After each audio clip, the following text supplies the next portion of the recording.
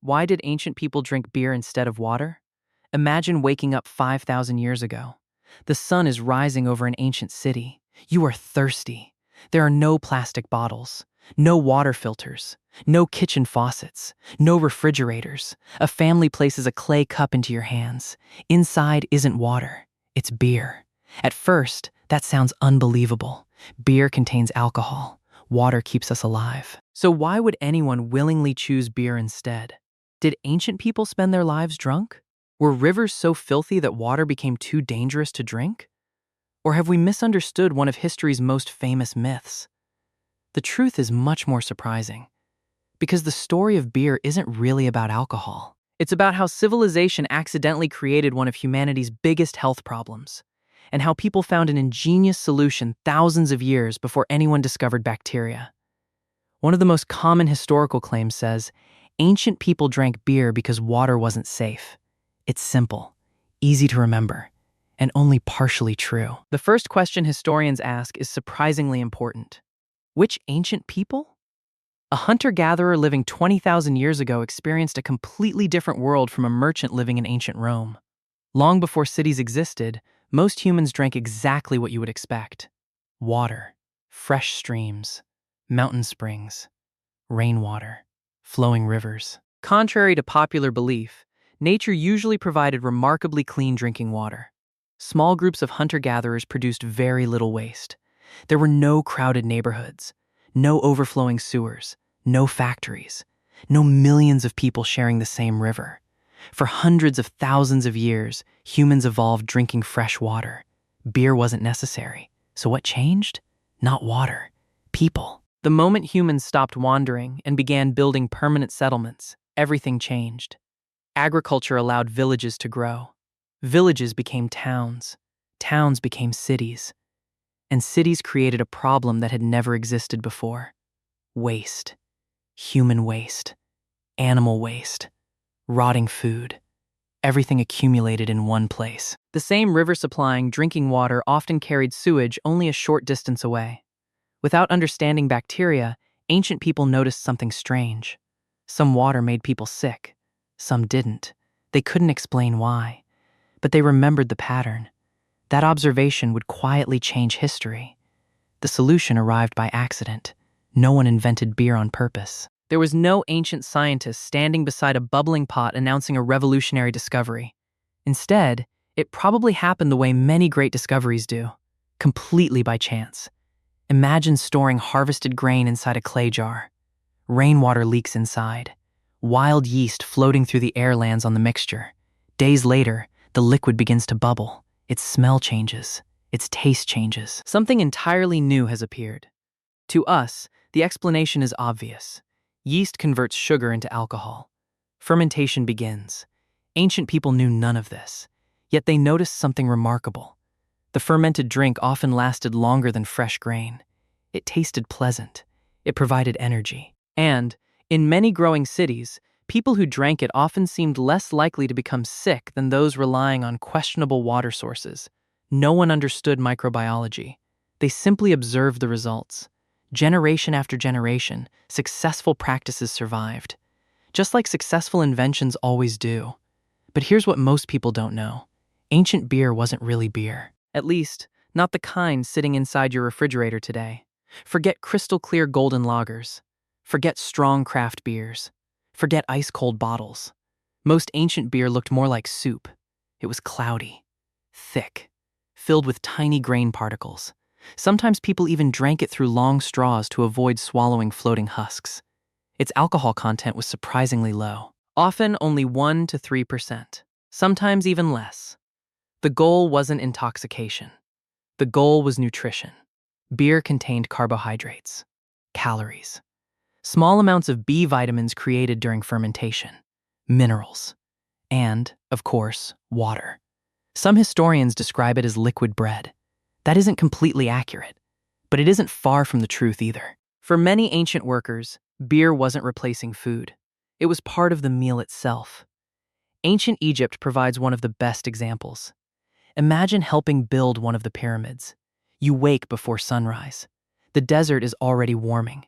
For the next 10 hours, you'll haul limestone blocks weighing hundreds of kilograms. Your body needs more than a sip of water. Historical records suggest many Egyptian workers received daily rations of bread and beer. Not because rulers wanted everyone drunk, because workers needed calories, hydration, reliable nutrition. Beer delivered all three. To modern ears, being paid in beer sounds bizarre. To an Egyptian laborer, it made perfect sense. Beer was as ordinary as bread, as practical as clean water, as essential as today's packed lunch. That completely changes the way we imagine the ancient world. Beer wasn't a luxury, it was infrastructure. Another surprising fact involves children. Today, giving beer to children would shock most parents. Yet in parts of medieval Europe, families sometimes drank what historians call small beer. This wasn't ordinary beer. Its alcohol content could be less than 1%. It was weak, mild, and often safer than untreated urban water. That doesn't mean every child drank beer. Practices varied enormously between regions and centuries. But it reminds us of something important. People weren't choosing alcohol because they enjoyed it. They were making practical decisions using the knowledge available to them. Once again, context changes everything. Beer wasn't the only answer. Across the Mediterranean, wine often played a similar role. But ancient wine wasn't consumed the way many people imagine. Greeks and Romans usually diluted it with water. Sometimes 1 part wine to 3 or 4 parts water. Drinking undiluted wine was often considered uncivilized. The small amount of alcohol improved preservation and reduced some microbial risks while making stored water more pleasant to drink. Once again, observation came before science. People didn't understand why the method seemed to work. They only knew that, over generations, it had earned their trust. This raises another obvious question. Were ancient people drunk all day? Probably not. Everyday beer was weak. Wine was heavily diluted. Most adults still had demanding jobs. Farmers needed steady hands. Builders needed balance. Hunters needed sharp reflexes. Parents needed clear minds. A permanently intoxicated society would have struggled to survive. Of course, celebrations existed. Festivals existed. People certainly drank too much on occasion. Human nature hasn't changed very much. But daily survival required something far more important than drunkenness. It required reliability. For most families, beer was not entertainment. It was another tool for staying alive. However, saying that ancient people drank beer instead of water is still an oversimplification. Water never disappeared. Clean springs still existed. Mountain streams still flowed. Many rivers remained perfectly safe, especially far away from large settlements. The real issue wasn't water itself. It was population. The more people gathered together, the more difficult it became to keep water clean. One village might enjoy crystal-clear spring water for centuries. Another city, only a few hundred kilometers away, might struggle with contaminated wells every summer. Geography mattered. Climate mattered. Population density mattered. History is rarely as simple as a single sentence. This is what makes the story so fascinating. Beer wasn't created because humans loved alcohol. Beer became important because humans adapted. That has always been our greatest strength. Whenever the environment changes, humans change with it. When winters became colder, we built warmer shelters. When food became scarce, we learned to farm. When cities created new health risks, we unknowingly developed safer ways to prepare drinks. Again and again, survival came not from strength, but from learning. Perhaps the most remarkable part of this story is that none of the people involved understood the science behind their own success. No brewer knew what yeast was. No farmer had ever seen a bacterium. No worker understood microorganisms. Yet observation can be surprisingly powerful. People noticed patterns. Certain foods spoiled quickly. Others lasted for weeks. Some water caused illness.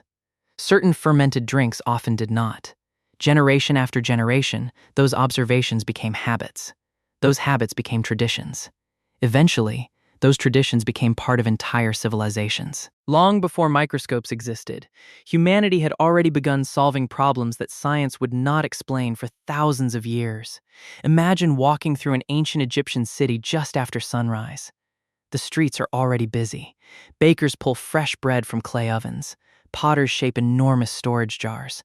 Merchants prepare their market stalls. Workers gather before another exhausting day beneath the desert sun. Inside nearby homes, families begin breakfast. Fresh bread. A cup of weak beer. No one stops to question the drink. No one thinks they are doing something unusual. To them, it is simply breakfast. Just another ordinary morning. That simple scene tells us something profound. History often feels strange only because we view it through modern eyes. Today, clean drinking water arrives almost effortlessly. We turn a faucet, fill a glass, drink without thinking. Behind that simple action lies an enormous network of reservoirs, treatment plants, filtration systems, laboratories, engineers, and public health experts. For most of human history, none of that existed. Safe water depended on local knowledge, careful observation, and practical experience. People used whatever methods worked best in the world around them. Sometimes that meant drinking from a mountain spring. Sometimes it meant collecting rainwater. And sometimes, especially in growing cities, it meant choosing a mug of weak beer instead. So, did ancient people really prefer beer over water? Sometimes. But not because beer was considered healthier than clean water. And certainly not because everyone spent history drunk. They drank beer when it solved a problem. They drank water whenever it was safe. Like so many stories from the ancient world, the truth isn't simple. It's far more interesting. Beer was never the hero of this story. Human adaptability was. Long before chemistry explained fermentation, long before biology revealed bacteria, long before engineers built modern water systems, our ancestors observed, experimented, learned, and passed successful ideas to the next generation. Perhaps that's the real lesson hidden inside every ancient cup of beer. Civilization has always created new challenges. But again and again, humanity has found remarkable ways to overcome them. Not through luck, not through perfect knowledge, but through curiosity, experience, and an extraordinary ability to adapt. And maybe that's why this isn't really a story about beer at all. It's one more reminder that the greatest invention in human history has never been a drink, a tool, or a machine. It has always been the human mind.